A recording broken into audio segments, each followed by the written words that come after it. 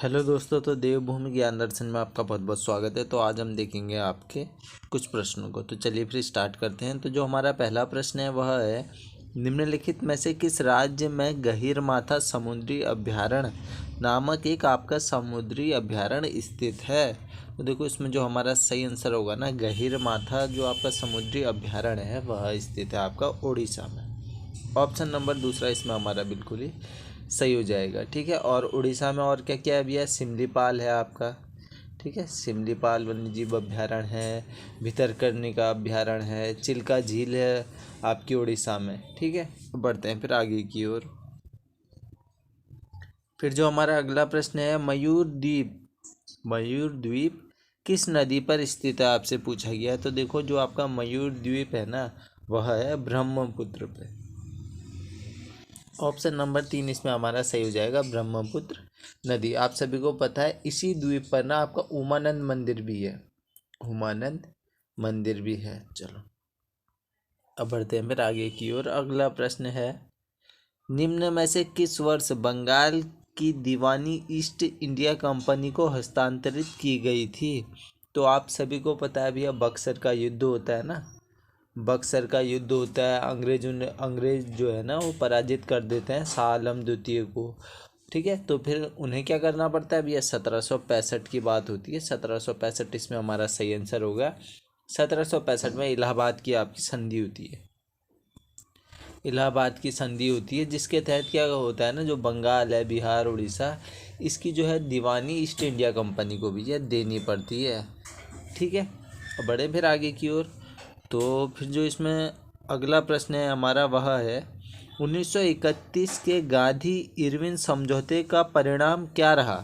1931 के गांधी इरविन समझौते का परिणाम क्या रहा, आपसे पूछा गया है। तो देखो इसमें जो हमारा सही आंसर होगा ना, वह होगा आपका, भारतीय राष्ट्रीय कांग्रेस ने सविनय अवज्ञा आंदोलन को समाप्त करने में भी अपनी सहमति जो है वो व्यक्त की थी।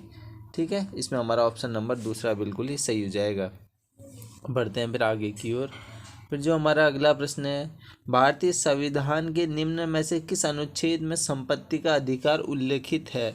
आप सभी को पता है भैया, अगर मैं बात करूं आपके जो आपको संविधान में ना एक आपका संशोधन हुआ था, 44वां संशोधन। ठीक है, 44वां संशोधन होता है आपका 1978 में। इसके तहत क्या होता है ना, इसके तहत आपका अनुच्छेद 300 को अनुच्छेद 300 में आपका रखा जाता है भैया क्या, संपत्ति का अधिकार। लेकिन यह आपका एक सामान्य वैधानिक अधिकार के रूप में इसमें सम्मिलित किया जाता है। ठीक है ना, वैधानिक अधिकार के रूप में, सामान्य वैधानिक अधिकार के रूप में सम्मिलित किया जाता है। यानी इसमें बोला जाता है, राज्य के किसी भी व्यक्ति को उसकी संपत्ति से भैया हम वंचित नहीं करेंगे।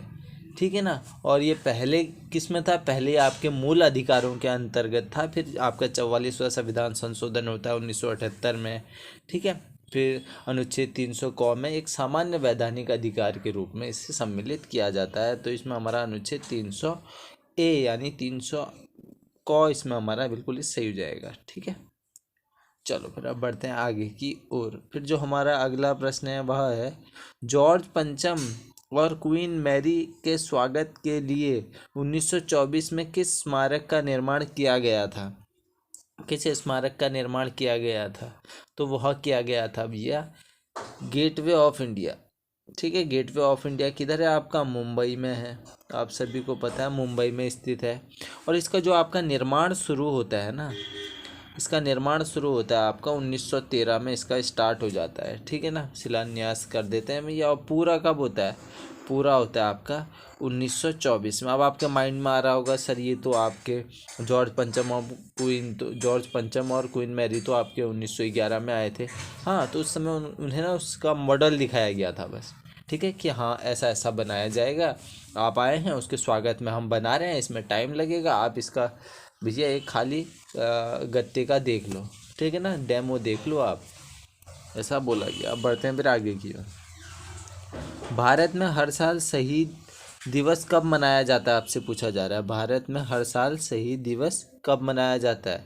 तो इसमें जो हमारा सही आंसर होगा वह होगा 30 जनवरी को आपका मनाया जाता है। ठीक है, अब बढ़ते हैं फिर आगे की ओर। फिर जो हमारा अगला प्रश्न है, दिसंबर 1916 का लखनऊ समझौता भारतीय राष्ट्रीय कांग्रेस और के बीच आपसी सहमति के आधार पर किया गया था। ठीक है, तो आप सभी को पता है भैया, लखनऊ समझौता होता है आपका 1916 में। ठीक है, यह समझौता किसके बीच होता है? कांग्रेस के बीच होता है, और एक मुस्लिम लीग के आपके नेता होते हैं मोहम्मद अली जिन्ना, उनके बीच भी है यह समझौता होता है, यानी मुस्लिम लीग इसमें हमारा बिल्कुल ही सही होगा आपका। अब बढ़ते हैं फिर आगे की ओर। तो अगला प्रश्न है, निम्न में से कौन सा भूकंप का प्रभाव नहीं है? नहीं है बोला गया है, तो देखो ध्यान से पढ़ना। मृदा द्रवीकरण, ठीक है, ये तो होगा भैया। सुनामी, ये भी माना जाता है। हिमस्खलन, ये भी माना जाता है। भारी वर्षा, आपने देखा कि भारी वर्षा भूकंप का प्रभाव है क्या? नहीं है ना, भूकंप का प्रभाव नहीं है पूछा गया है। फिर देखो, आपने कुछ प्रश्नों का उत्तर देना है कमेंट बॉक्स में। भारतीय वाणिज्य एवं उद्योग महासंघ फिक्की की स्थापना किस वर्ष हुई? या आपको सभी प्रश्न करा रखे हैं और आपने इसका सही उत्तर देना है ये कमेंट बॉक्स में। जो अगला प्रश्न है, सरदार सरोवर बांध राज्य में नदी पर स्थित है, किस नदी पर स्थित है ये भी आपने बताना है कमेंट बॉक्स में। फिर देखो अगला प्रश्न, निम्न में से कौन सा जलप्रपात झारखंड में स्थित है? ये भी आपने बताना है। ठीक है, आपके पास हैं 4 ऑप्शंस। फिर देखो लास्ट प्रश्न जो आपको कमेंट बॉक्स में बताना है, राज्य लोक सेवा आयोग के अध्यक्ष का कार्यकाल कितना होता है?